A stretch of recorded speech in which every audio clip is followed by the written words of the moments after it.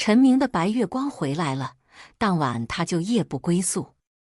我陪你从无到有，白月光陪他从有到无，然后又来找我。老娘不伺候了。大家好，分享今天的故事之前，希望你能点个订阅，我将会分享更多优质的故事。桌上的饭菜都凉了，陈明还没回家。我给他打电话，他说孙若若喝醉了，他不能不管他。后来问烦了，他干脆不接电话了。孙若若是陈明的前女友，当初他嫌弃陈明一无所有，直接嫁到国外去，听说最近离婚了，回国了。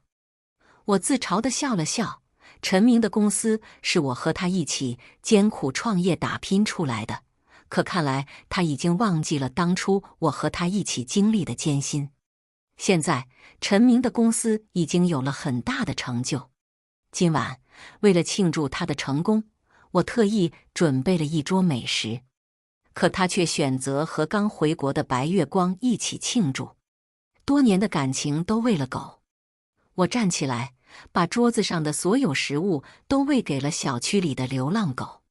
从现在开始，陈明不配享用我做的饭菜了。凌晨3点，陈明还是回来了，他的表情有些迷糊，脸上泛红，看来他喝了不少酒。他的俊脸上露出了喜悦的神情。是啊，现在的陈明年轻有为，成就非凡。就连曾经看不起他的白月光，现在也对他称赞有加。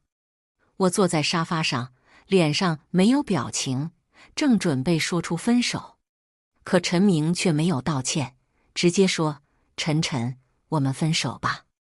陈明回到家后的第一句话就是分手。若若回来了，我最爱的还是她，是我对不起你。他扯了扯领带，接着说道：你想要什么补偿，我都可以给你，毕竟你陪了我10年。这句话更让我恶心。我笑了笑，刚才我为了门外的流浪狗，他们吃了我的东西，还对我摇着尾巴表示感谢。可是来到陈明这里，他的表现却不如狗。我没有说话，而是走进书房，拿出了刚刚拟好的文件。签了吧，两清。我递给他退股协议书。我持有陈明公司40%的股份，既然要结束，就必须说清楚。看到这些，陈明有些紧张。晨晨，我们分开了，但我们还可以做合作伙伴吧？哦，合作伙伴？他想得真美，想让我继续为他打工。我嘲讽地笑了起来。陈明啊，以前我爱你，我可以帮你左右，但现在我不再爱你了，咱们两清。退股很麻烦，经过一番折腾，我和陈明最终在法律上解除了合作关系。我拿回了应得的赔偿，而陈明的公司虽然刚刚得到了1000万的投资，但也大伤元气。在这段时间里，孙若若一直站在陈明身边，满怀崇拜和期待地注视着他。阿明，以后我会一直陪着你一起奋斗，我们要把失去的一切都赚回来。好的。陈明紧紧握住孙若若的手，深情地凝视着她。孙若若则挑衅地瞪了我一眼，她穿着高档奢华的衣服，显然是花了不少陈明的钱。我心里发冷，毫不犹豫地走开，鼻子有点酸，不是因为伤心，而是觉得自己太不值得了。我深爱着陈明长达10年，我为了陪伴他创业，放弃了高薪的中国烟草工作。我熬夜加班，应对难缠的客户，即使生病也不敢休息一天。我帮助陈明成功，但他对我的付出却毫不感激，心安理得。因为我不是他想要的那个人。我口袋里的手机一直在响，打断了我的思绪。我看到一个陌生的号码，犹豫了一下，还是接了起来。你好，你是林淑晨小姐，一个男生传来，听起来很好听。是我，请问你是谁？我有些疑惑地问道。我是陆胜，他笑着说。我愣住了，居然是陆胜。他是陈明的大学同学，年轻有为，同时也是陈明最强的竞争对手。这些年来，我一直陪着陈明在商场上奋斗，虽然经常见面，但我们从未深交。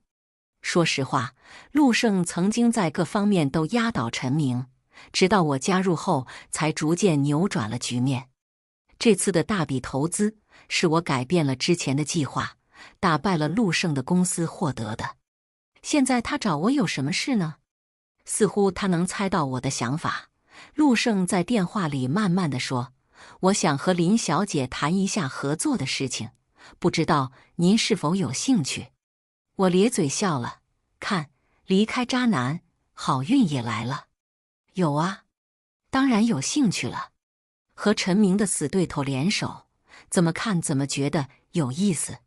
半小时后，我坐在陆胜办公室的沙发上，面前放着一份入股协议书，条款那一栏是空的，好像是在等我填写。陆胜坐在对面，穿着黑色西装，文质彬彬，我勾起嘴角。这些年来，陈明在他手上遭受了不少挫折，他没有急着说话，我也很平静地品尝着面前的猫式咖啡，微微酸味，纯正可口。我从未想过陆胜会邀请我加入他的公司，陆晨。毕竟，我曾经抢过陆晨的客户，但每次他都不以为意。最终，我克制住了内心的疑虑，开玩笑地说：“陆总，这样做是不是有点冒险呢？”陆成放下咖啡杯，平静地回答：“林小姐，我知道您已经离开了陈明公司，现在你是自由人。如果要说冒险，我想我天生就喜欢挑战。”陆胜眼神深邃，难以捉摸，让人无法猜测他的真实想法。我很喜欢和聪明人打交道，陆胜就是其中之一。我点了点头，表示同意陆胜的观点。我表示要占据30%股份，并且在公司中拥有一定决策的权利。我原以为陆胜会讲价，没想到陆胜毫不犹豫地点了点头。好的，好的。我很惊讶，毕竟我面对的是商界中有名的活阎王陆胜。也许是我反应过度了，他不经意地对我说：“我对你有好感，让你占点便宜也不会对我造成太大的损失。”陆胜对我有好感，不过他已经同意了这个投资条件，我不需要跟他为钱争执。陆胜签完字后站起来，向我伸出手说：“林小姐，以后愉快合作，愉快合作。”我想了想，还是开口说：“关于我投资陆晨的事情，陆总能不能先保密一下？”陆成皱起了眉头，有些疑惑地问道：“你是怕他知道？”我冷笑了一声：“当然不是，我只是想让他哭着知道。”1个月后，陈明的公司举办了周年庆典。我心里早已经猜到孙若若会趁此机会出现在众人面前。果然，当天公司的管理层和员工们都到场了。奢华的5星级酒店，场地非常豪华，看得出陈明花费了很多钱。我站在那里，无奈地笑了笑。以前和陈明一起打拼的时候，我习惯了节省，就算在小餐馆吃一顿好的，我也能开心好几天。想到以前的自己，我只能骂自己蠢。孙若若穿着迪奥酒红色鱼尾裙，像一只花蝴蝶一样在人群中翩翩起舞。她不停地介绍自己：“大家好，我是陈明的未婚妻孙若若，以后可以叫我若若。”众人都愣了一下，然后才握了孙若若的手。实际上，在公司里，我比陈明更有权威，我总是亲力亲为。孙若若看到我后，脸上满是得意，抬头看着我，笑得更加灿烂了。今天我穿着一件白色露肩裙，领口镶着蕾丝花边，没有太多的装饰，整个人看起来柔弱可人。孙若若走到我面前，不屑地打量了一下我，你今天穿得很朴素啊。”我毫不在意地笑了笑，回答道：“节俭是个好习惯，我退股拿了那么多钱，还在想怎么花你。”听到我提到这件事，孙若若气得脸涨红了。林小姐果然是个成大事的人，就是太狠心了。可怜的阿明还在为资金缺口这个烂摊子忙碌呢。此时，我对孙若若的了解更深了。如果她参与生意，可能会给陈明带来更多麻烦。我微笑着从我的皮包里拿出一个 U 盘递给她。孙若若握着 U 盘，像是握着一个烫手的山芋。这是什么？这是盛世的合作案，我之前忙了很久才做好的。我从服务员那里接过一杯红酒，放在嘴边品尝了一口。孙若若拿着手中的 U 盘，有些犹豫。我安慰道：“这是我送给陈明的最后一份礼物，希望你能帮我转交给他。这个项目非常重要，一定能给公司带来不错的收益。”我知道，不用你说。孙若若生气地说：“林书晨，我现在是阿明的未婚妻，我也知道这个案子的情况，不需要你假装关心。”说完，她生气地离开了。我站在原地，手里拿着红酒，看着她的背影，笑了起来。这个傻瓜为了不让我独占功劳，也为了不让自己和陈明扯上关系，他一定会把 U 盘藏起来。此时，越来越多的人注意到了我的到来，纷纷向我敬酒。他们的笑容真诚，询问我的近况。与之前面对孙若若时的敷衍相比，这些人对我更加热情。我淡淡的笑了笑，不愿多说。这些人脉都是我这些年来打下的基础，别人可不一定能用得好。陈明也注意到了我的到来，走过来问我：“晨晨，你怎么来了？”公司周年庆，这是我们俩一起经营的公司，虽然我已经退出了，但我还是想来送上祝福。我脸色有些苍白疲惫，这很大程度上满足了陈明的男性自尊心。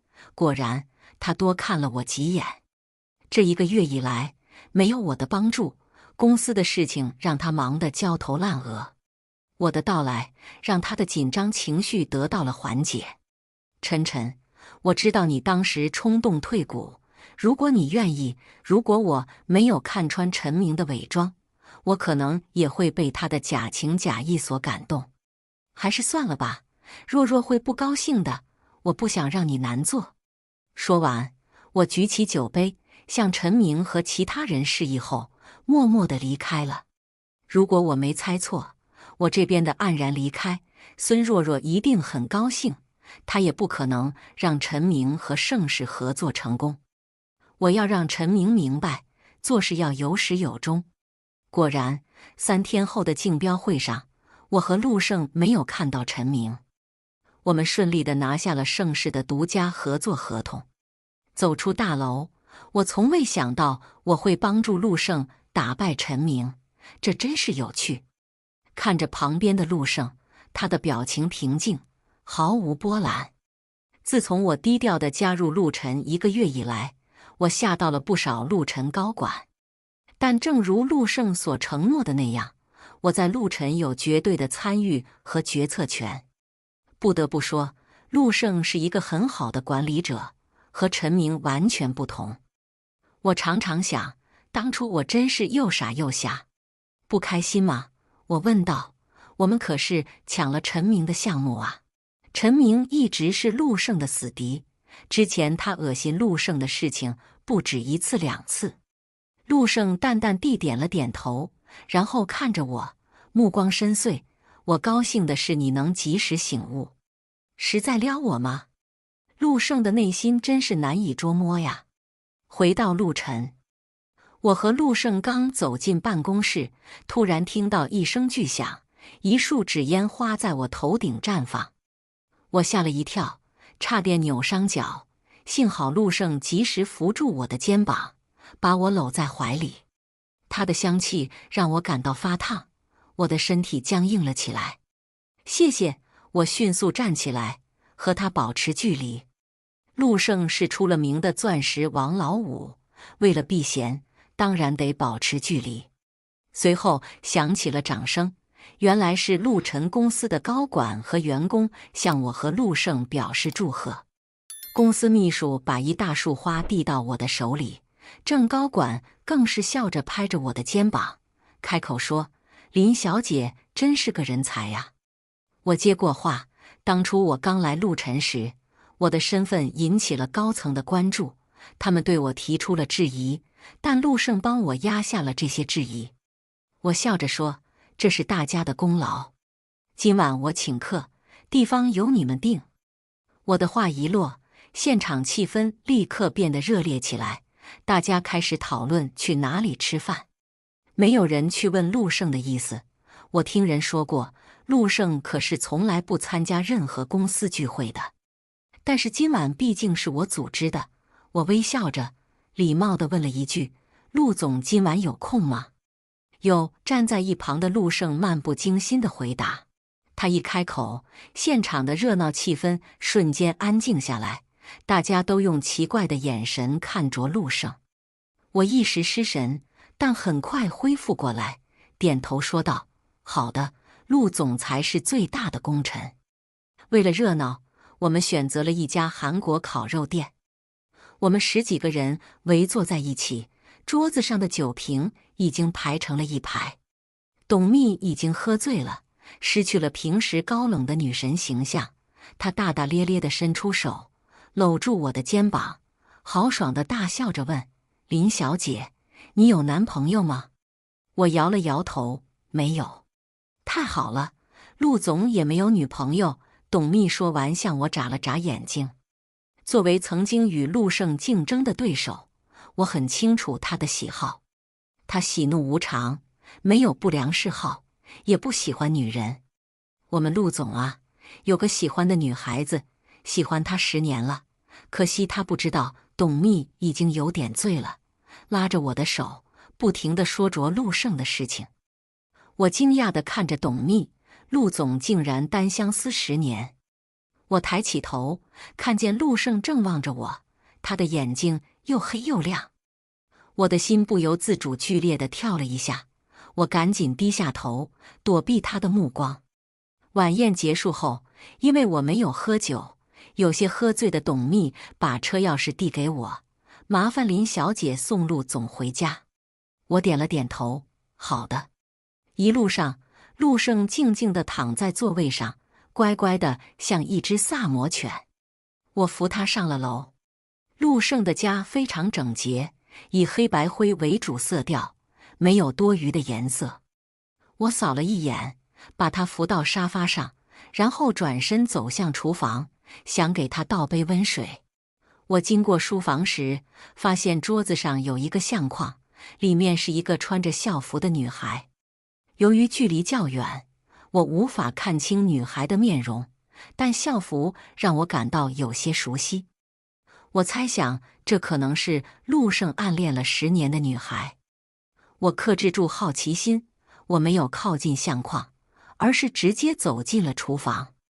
我倒了杯水，对着坐在沙发上揉着太阳穴的他说：“陆总，喝点热水，头就不疼了。”好的，陆胜笑了。陆总，那我先走了。等等。我正准备离开，却被陆胜抓住了手腕，他用力一拉，我失去平衡，跌进了他的怀里。我想起身，但他一翻身，将我压在了身下。陆胜注视着我，眼神深邃。我心跳加速，平时能说会道，此时却哑口无言。陆胜凝视着我，嘴唇慢慢落下来，他的脸越来越靠近我，我可以清晰地看到他浓密的睫毛。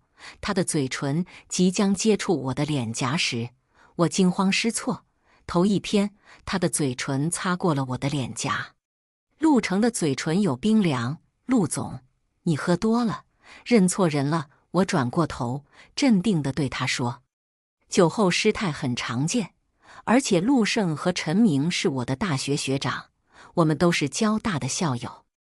我现在明白为什么刚才那个穿着校服的女生看起来那么熟悉了。那是交大毕业典礼上大家都穿的校服，我也穿了。大概陆胜心仪的白月光也是我们交大的吧。夜深人静，难免有些混乱。陆胜凝视着我的面容，他伸出手摸了摸我的脸颊，我感受到他有些粗糙的指尖在轻抚我的脸颊。突然，他嘴角勾起，对我笑了。他的笑让我感到困惑和不知所措。我推开他，站了起来，装作镇定的告别后，却像逃一样离开了他的住处。回到家后，我刚打开门，一只白色的狗扑到了我怀里。大白呀，我摸着他的头，不停地揉着他的脑袋。你想我了吗？汪汪汪！大白马上对我叫了几声。大白是我喂养的一只流浪狗，是一只萨摩犬。当我离开陈明家时，他看到我上车，一直跟在我的车后面追赶。我很心疼，所以就把它带走了。现在这只狗的毛色雪白，眼睛黑而亮，和之前的流浪狗完全不同。我满意的拍了拍它的头，扔给它一个玩具，自己玩吧。大白立刻跑过去开始咬玩具。我疲惫地坐在沙发上，想着刚才陆胜差点落下来的吻，心里又焦虑起来。陆胜是一个非常理智的人，他从来不会让自己喝得太多，更不会在喝醉后做出不合适的行为。所以，他到底想表达什么呢？第二天，我调整好了自己的心态，准备以平常心面对陆胜，但却接到董秘的通知，说陆胜要出差1周。我松了一口气。1周后，陆胜还没回来，反而接到了老同事的电话，约我在陆晨公司旁的咖啡厅见面。老张和老王曾经是我的得力助手，后来陈明的公司越来越好，我就退居幕后，他们成了陈明的左右手。林总，我们终于见到您了。两人看到我进来，马上迎上来，非常激动。我笑着和他们握手，让他们坐下来慢慢聊。刚坐下来，老王和老张就开始抱怨。原来我刚刚退出股份不久，孙若若就找了个借口进了公司，成为陈明的私人秘书。公司因为我的退出已经变得一团糟，现在又多了一个孙若若，更加混乱不堪。由于孙若若的原因，陈明失去了很多合作项目，损失惨重。就连现在十拿九稳的盛世项目也被陆晨抢走了，让他们非常失望。因此，很多在公司工作多年的老员工因为无法忍受，都纷纷离职。我安慰了两人后，我的手机响了，是陈明打来的电话。老王和老张对视了一眼，而我则平静地接听了电话。有什么事？我的语气冷淡。我能感觉到电话那头的陈明一瞬间停顿了一下，他可能从未想过有一天我会这么冷漠地跟他说话。陈明犹豫了一下，小心地说：“晨晨，你能回公司帮我一下吗？”我没有回答。陈明以为我还在回忆着过去的事情，于是他自信地提高了声音：“晨晨，你别担心，我会给你2倍工资，这个价钱在市场上可不低。”那种语气好像对我是非常好的事情一样，我气笑了。2倍？陈总真有钱啊！陈明在电话那头也笑了。对你，我愿意慷慨一些。慷慨？他的公司的成功离不开我的贡献，他用我的辛苦钱来表现自己的慷慨，陈明真是太不要脸了。我听到他的笑声，感到非常恶心。我假装不经意地问道：“陈总这么慷慨，是因为盛世那个项目成功了吗？”“盛世吗？”陈明听起来很疑惑。正如我所想，孙若若没有把文件交给他。我微笑着说：“在周年庆那天，我整理好了所有的文件，并亲自交给了孙小姐。她还亲口答应我会转交给你。”我刚说完，陈明显然有些慌乱。什么？我满意的勾起嘴角，直接挂断了电话。我猜想陈明现在一定很生气，会去找孙若若算账。当然，也有可能孙若若会哭泣着把事情解决了，让陈明越陷越深。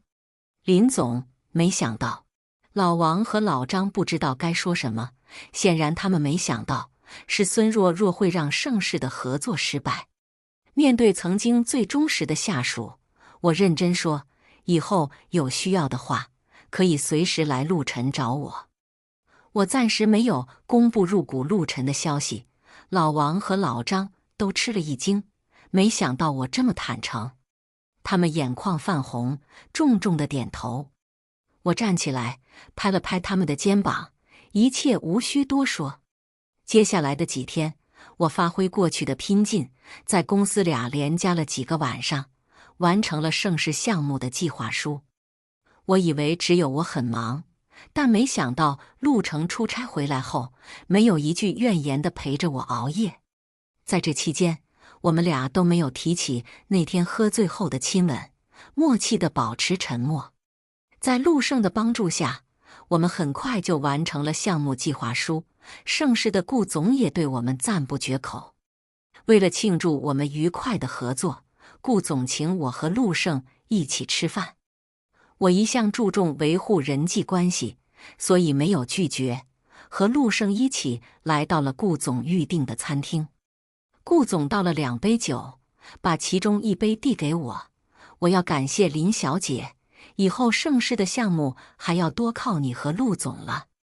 我皱了皱眉头，曾经因为陈明公司的应酬太多，胃一直不太好，所以现在已经尽量不喝酒了。经过犹豫，我还是笑着接过酒杯，举了起来，谢谢顾总的关照。以后盛世所有的项目也要优先考虑我们陆晨。没想到我还没喝酒，陆胜就抓住了我的手腕。你不能喝酒啊！陆胜的情商很高，以前从不会做让大家都尴尬的事情。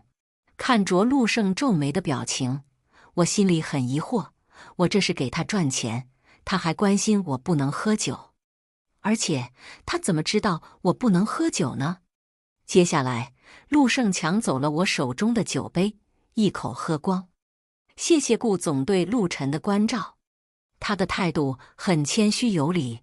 顾总愣了一下，看了看我和陆胜，然后又笑了起来。没想到陆总的酒量这么好啊！有了陆胜帮我挡酒，我就没喝多少，反而有时间吃了不少养胃的小粥。喝了几杯酒后，顾总和陆胜都有些醉意了。我扶着陆胜坐到副驾驶座位上，弯下腰想给他系上安全带，但发现安全带卡住了。我试着拉了几次，但都没成功。正在我和安全带搏斗时，有一双大手抓住了我的手指，用点巧劲。陆胜的呼吸扑面而来，扶上了我的脖子。我突然感到身体酥了，好像被什么东西击中了一样，酥麻的感觉在我的身体中乱窜。可以了，我给他系好安全带，然后退回到驾驶座，深呼吸几次，才把心跳平静下来。我的尴尬样子让陆胜笑了。你呀，为什么这么害怕我？我转过头看着陆胜，他的眼神清醒明亮，没有丝毫醉意，而我却因为害羞而脸红。为什么要替我挡酒？我忍了一晚上，终于问出了心里话。陆胜一愣，回答道：你是我的人，我自然要保护你。他的话让我更加不安，我不敢问他怎么知道我不能喝酒，只好急忙说道：陆总，你又喝醉了，别再搞错人了。我还记得他心里一直喜欢着一个女生，已经10年了。陆胜笑了笑，凝视着我，慢慢地说：林书晨，我从来没有认错过人。陆胜说的话是什么意思？难道我和他以前就认识？但我想不起来和陆胜这么厉害的人有过什么交集。特别是知道他和陈明是死对头后，我更加避免接触他，气氛变得更加暧昧。我不想再这样含糊不清下去，认真地说：“陆总，我很高兴加入陆晨，作为陆晨的股东，我会成为你最好的合作伙伴，和你一起把陆晨做大做强。”但是陆胜却慢慢地叫了我的名字，林书晨。我感到很疑惑，然后听到他继续说：“你只拥有陆晨的一部分股份，这有什么意义呢？不如直接成为陆晨的老板娘。”我的心里像是被一道惊雷击中了。我惊讶地看着陆胜，完全慌了。叫了代驾送陆胜后，我匆忙离开。回家的路上，我用力敲了敲自己的脑袋：“林书晨，你要冷静，天上不会掉馅饼的。”本来情绪就有些复杂，结果一回家就看到了我最不想见到的人。陈明面容疲惫地站在门口，手中夹着香烟。他看到我，立刻熄灭了烟头，快步走向我。他刚走到我身边，我就闻到了他身上的浓烈烟味。只有在情绪低落的时候，他才会如此吸烟。“晨晨，我知道我错了，求你回来帮帮我吧。”他开口就是请求我的帮助。这段时间，我反思了很多，发现孙若若并不适合我，她不会给我做饭，也不会给我洗衣服，你才是最适合我的女人。呵，他开始诋毁孙若若了。“晨晨，你能不能原谅我呢？我真的知道错了。”他用真诚的眼神看着我，这种表情我太熟悉了。以前我就是被他这样骗了，才愿意为他奋斗多年。陈明，出了事就让女人来收拾烂摊子，你什么时候才能像个男人？陈明脸色有些难看，但还是继续用苦肉计说道：“晨晨，公司是你的心血，你真的舍得放弃吗？”我的脸上露出了一丝冷笑。陈明的头发有些凌乱，眼睛里有血丝，整个人看起来瘦了一圈，显然这段时间他受了不少苦。这正是我想看到的结果，我感到非常畅快。“陈明，你今天来找我，孙若若知道吗？”陈明愣了一下，眼神中透露出一丝尴尬。我掏出手机晃了晃，问陈明：“要我给孙若若打电话来接你吗？”“不要。”陈明害怕地回答。我冷笑了一下，陈明一向犹豫不决。我当初真是瞎了眼，才会喜欢上这个男人。我把手机放回口袋里，对陈明说：“你自己要点脸。”我说完后，感到庆幸自己离开了陈明，开始了新的生活。陈明用力抓了自己的头发，好像不相信我会这么绝情。他走过来，想要抓住我的手，但我躲了过去。他的眼神中闪过一丝不悦。我告诉他：“别碰我，我这里不收垃圾。”然后我输入密码锁，准备进门。晨晨，看到陈明想要挤进来，我发现我高估了他，他真的很不要脸。我试图挣扎，但陈明用力抱着我，亲吻我，变得很无赖。“晨晨，我真的很想你，再给我一次机会吧。”我情急之下，只能叫了大白。汪汪汪！听到我的呼唤后，大白突然冲了出来。啊！大白一下子扑向陈明。陈明完全没想到我家里会有这么一只大狗，吓得松开我的胳膊，坐在地上。大白并没有就此罢休，他凶狠地对着陈明叫了好几声：“晨晨，你快把他赶走！”陈明语无伦次，完全慌了。应该走的是你。我出声斥责，没有丝毫退让的意思。陈明看到情况不对，狠狠地瞪了一眼大白，然后跌跌撞撞地走出了家门。我立刻上前锁了门。汪汪！大白似乎也明白外敌已经被赶走了，乖巧地在我腿边蹭了蹭，那模样明显是在担心我。刚才还威风凛凛地吓唬人，现在却变得可爱极了。我弯下腰，摸了摸大白的头，大白马上露出了可爱的表情。就连我收养的流浪狗都懂得感恩和保护我。果然，臣民不如狗。洗完澡后，我放松了一下自己，刚擦干头发，就收到了银行的转账信息。林女士，您好，您公司账户上有一笔大额转账支出，请您核对一下。我看了看银行信息上的账号，发现是陈明的公司。因为走得有点急，我的账号信息还留在了银行里。我打开手机压笔看，果然孙若若已经透支了公司不少的资金。我勾起嘴角，继续欣赏着我已经晒了1个月奢侈品的朋友圈。这些朋友圈并不是为了炫富，我都是只是不买，而是只设置为陈明一个人可见。孙若若刚回国，急需展示权威，稳住陈明。很明显，我是他最大的威胁，所以他一定会通过陈明的微信来关注我的近况。我故意在奢侈品店拍照片来炫耀我的生活，结果他上了当。他也开始加快自己的消费速度，然后把陈明的钱包掏空了。缺少的资金只是前戏，接下来我在陈明的死对头陆城入股，会对陈明造成最大的冲击。实际上，尽管我认为自己是陆晨的优秀股东，但陆胜非常想让我成为老板娘。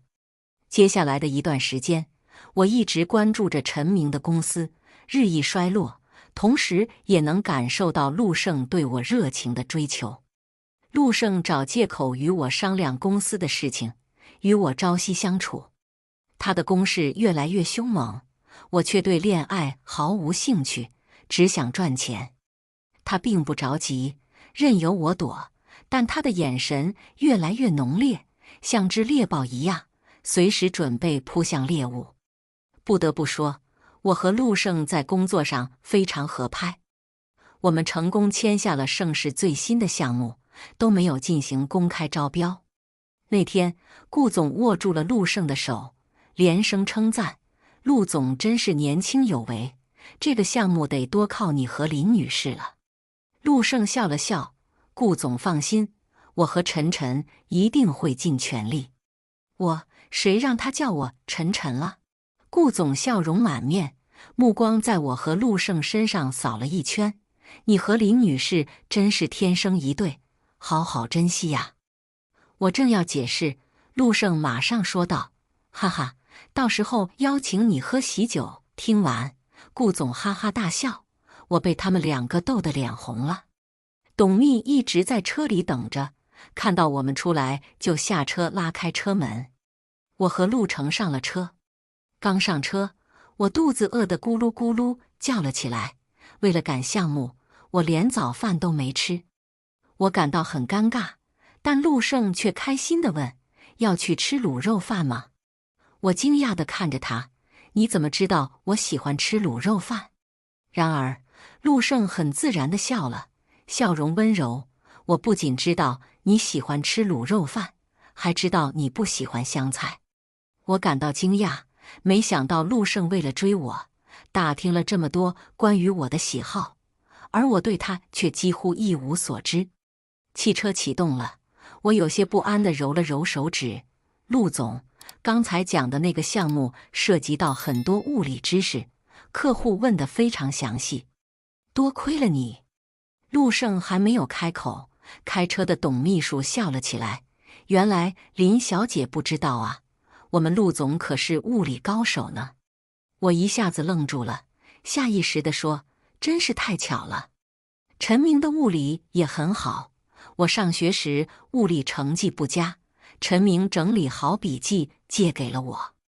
我根据笔记上的方法，大一的物理考试成绩还不错。从那时起，我对陈明的好感越来越强。陆胜坐在我旁边，目光深邃，随后意味深长地说：“说到物理，我曾经为了暗恋的小学妹熬了几个通宵整理了一份笔记，但是对方却没有一句谢谢，甚至对我像陌生人一样。他一直盯着我看，好像我就是那个不讲良心的人。晚上回到家，门口有一个信封，我一愣，接着收到陈明的短信：晨晨，我写了一封道歉信，是我亲自写的，把我想说的话都写在里面了。我真心向你道歉，我不能没有你。写道歉信？哈，陈明又在做表面文章了。因为走道不方便扔垃圾，所以我只能捡起信封，准备扔垃圾桶里。刚准备扔的时候，我看着信封上的晨晨亲戚这4个字愣住了。这不对！我迅速地打开柜子，把尘封多年的纸箱子拖了出来。这里面都是我年轻时的回忆。我在里面翻找了好久，终于找到了一本笔记本，封面已经变得发黄。我打开里面的内容，全都是有关物理的笔记，上面的字迹非常有力，透过纸张都能感受到。晨晨亲笔这4个字不对，我迫不及待地拆开信封，根本没有看信件的内容，只是专注于看字。陈明写的信很乱，看起来没有力量。我马上明白了，陈明想通过陆胜的笔记来讨好我。因为这个笔记，我后来才开始对陈明有好感，真心对待他。原来一切从一开始就错了。我瞬间哭了起来，打电话给陆胜，只响了2声，他就接了起来。陆胜，我是不是就是那个小没良心的？我问道，声音有些嘶哑。这一次，我没有称呼他为陆总。陆胜没有否认。过了一会儿，他轻轻地说：晨晨，我没想到你会爱上那个跑腿送你笔记的人。说完，他深深地叹了口气，要是早知道，我就亲自送给你了。原来我的真命男神是陆胜啊！陆胜轻轻地叫了一声我的名字。我以前怎么没发现他叫我的名字时，声音这么低沉有力，充满深情。我颤抖着回答：我在。陆胜笑了，谢谢你来到我的身边，谢谢你给我重新争取你的机会。我内心筑起的高墙崩塌了，我知道我的真爱即将到来。1个月后，在我努力争取下，让陆晨得到了一大笔融资，我们在全市最豪华的酒店庆祝。有了这笔资金，陆晨又迈上了新的台阶。而陈明的公司在陆晨面前已经不值一提了。我身穿一件亮丽的晚礼服，搀扶着陆胜，他穿着一套黑色的礼服，显得非常英俊。今晚，我是以陆晨的股东身份首次亮相。我微笑着搀扶着陆胜，走到了投资人的面前。李总，今晚一定要多喝几杯。当然啦。李总笑着看了看我，又看了眼站在我旁边的陆胜。陆胜正用一脸宠溺的目光看着我，完全不顾周围对着他一个劲放电的女孩们。陆总的变化真的很大呢。李总拍了拍陆成的肩膀，开玩笑说：以前和你合作的时候，你冷若冰霜，自从有了林小姐，你现在像个火球。陆胜转过头，深情地注视着我，因为我生命里多了一抹美丽的色彩。他紧紧握住我的手，我顿时脸红了。晨晨，你竟然和陆成在一起了。在酒宴上，陈明和孙若若一脸狼狈地闯了进来，口气好像我是先背叛他们的人。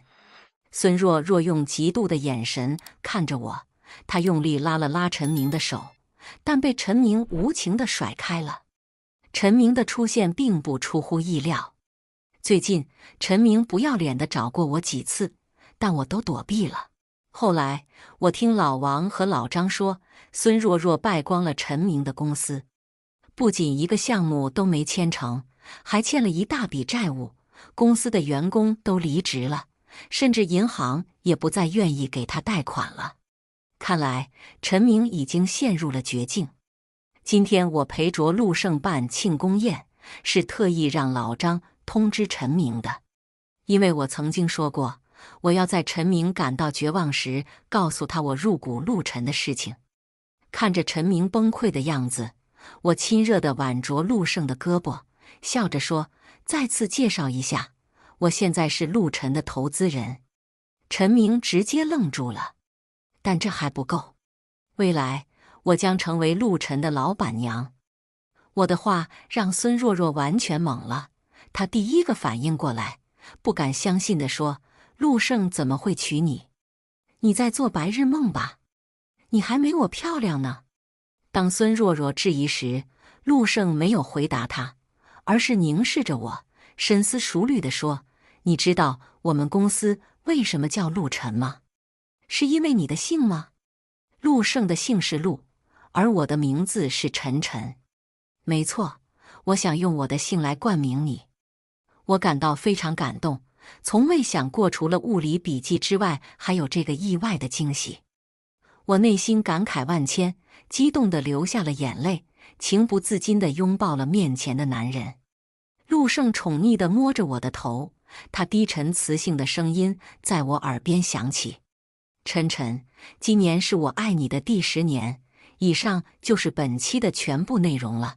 如果喜欢，记得订阅本频道。我们下期再见。